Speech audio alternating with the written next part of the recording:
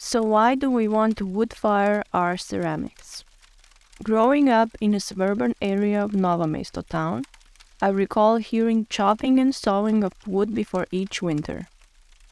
Even though we had oil for heating of the house and an electric heating for water, wood always played a role as additional source for heat with 2 small wood furnaces in our house.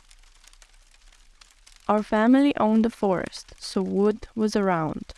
Both my grandfather and my father were working in an energy sector, and optimizing energy played a major part in our life philosophy.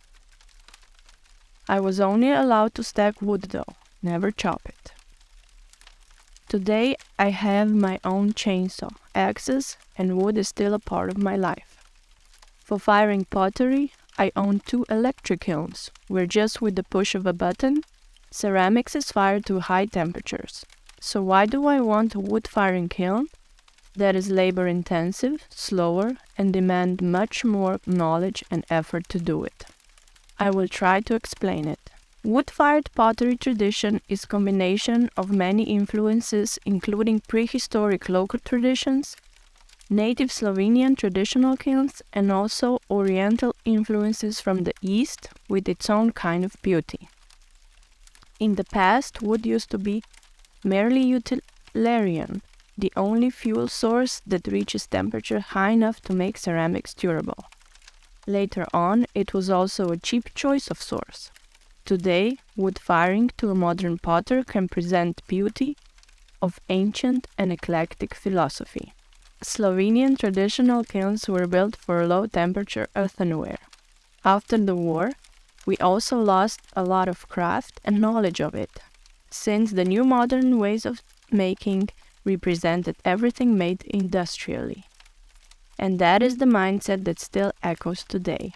With globalization and influences not only coming from the East, but also from the movement of studio pottery coming from UK and Western European countries, high-temperature stoneware slowly introduced its way to Slovenia a few decades ago.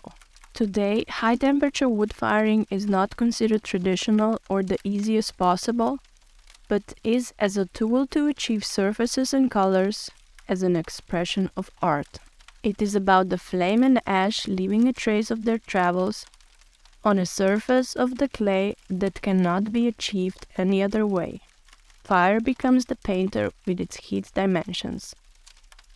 Types of wood will not only create different flame lengths and temperatures, but will also tell what shade of color its ash will create.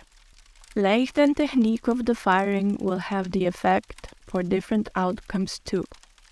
Many times ceramic is loaded without any glaze, so the surface of the clay gets a direct response to flame, ash, and temperature. Then there are 2 other dimensions of firing such a kiln.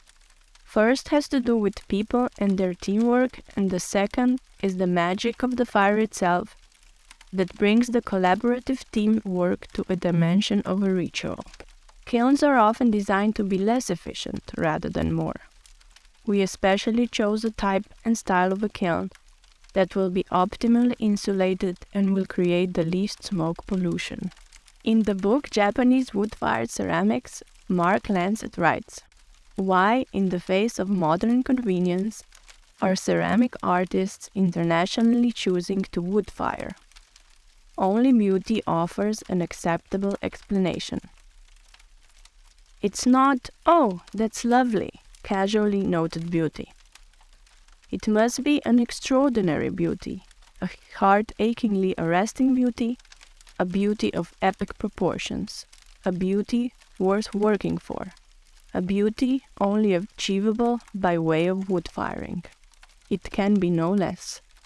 What else could motivate artists to dedicate so much time and effort?" He continues, "We have so many easier choices, yet we choose wood firing." Bernard Leach said, "Pots are not made, they are born. They are indeed born out of fire." Labor-intensive work, skill, mindfulness, and focus are required to make wood-fired ceramics. With it, we pay respect and bow to the potters of the past, to nature and spirit itself. In wood-fire ceramics, potters see profound expression of all the elements, because the most profound beauty is found in nature.